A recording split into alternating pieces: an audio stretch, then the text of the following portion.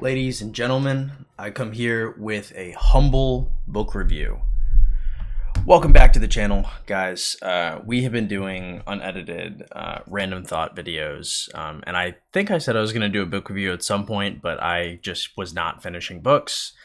This is the first book I finished in, I think, like 10 or more years, something like that. I stopped reading when I was like 12, so I guess it's 15 years. Okay, I try not to think about it.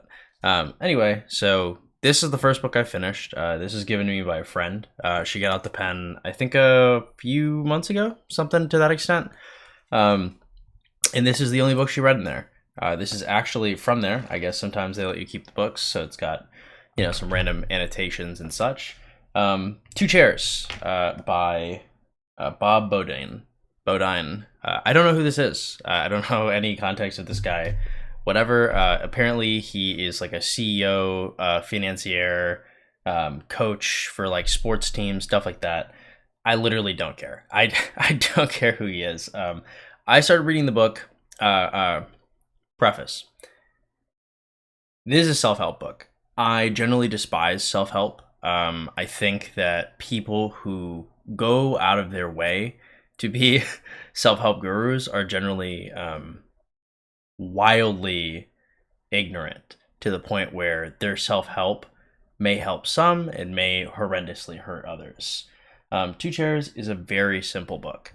The concept of Two Chairs is essentially you set up like a little section of your house with two chairs, and you take time to sit in one chair and speak to God, who will in turn take the other chair.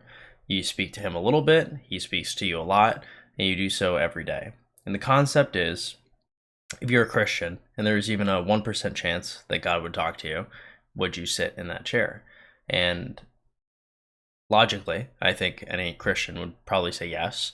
Before you speak to whatever businessman or whatever guru you're looking for, the idea that you could speak to God personally is a fantastic idea.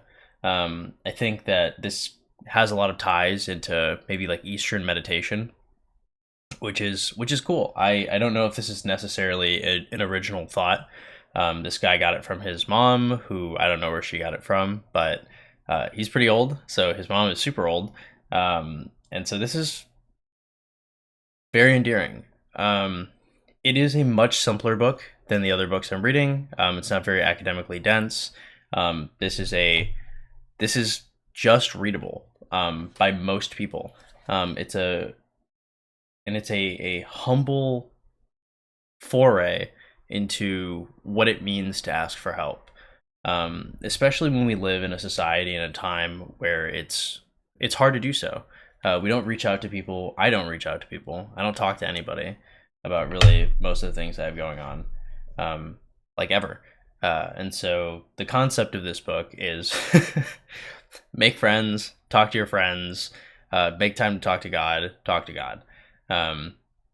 You don't really have to be religious for this to make sense. Even if you're not talking to God, just the fact that you're talking to something, right? You've created a system of two chairs. You've created your own little shrine where you communicate with whatever you believe in or don't believe in. You're communicating with something, and you're taking the time to reflect and think about what you've done and what you have to do.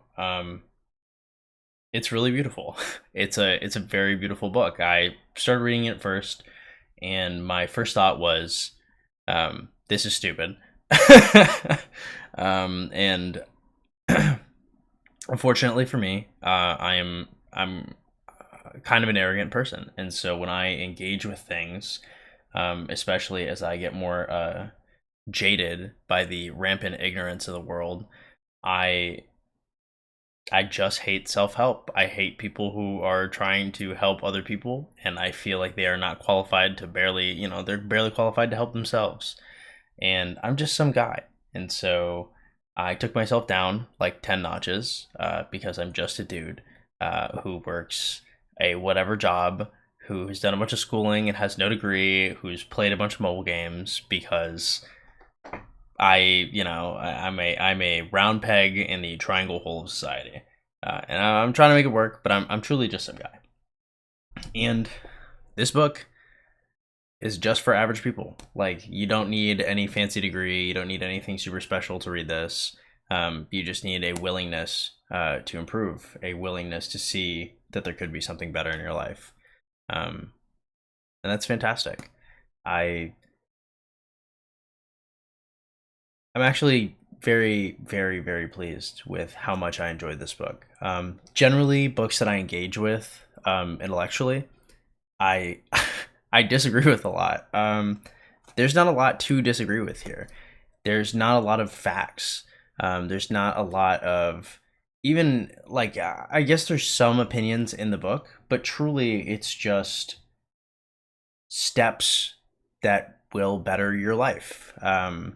Just taking time out of your day to just reflect and think about what you should do to organize your thoughts and organize the way you think about things.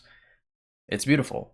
I highly suggest this book. It doesn't matter if you're a Christian, it doesn't matter if you're an atheist, it doesn't matter whatever you believe in. Flying Spaghetti Monster. It's good. And this copy was sadly missing 3 pages, pages 108 to 111.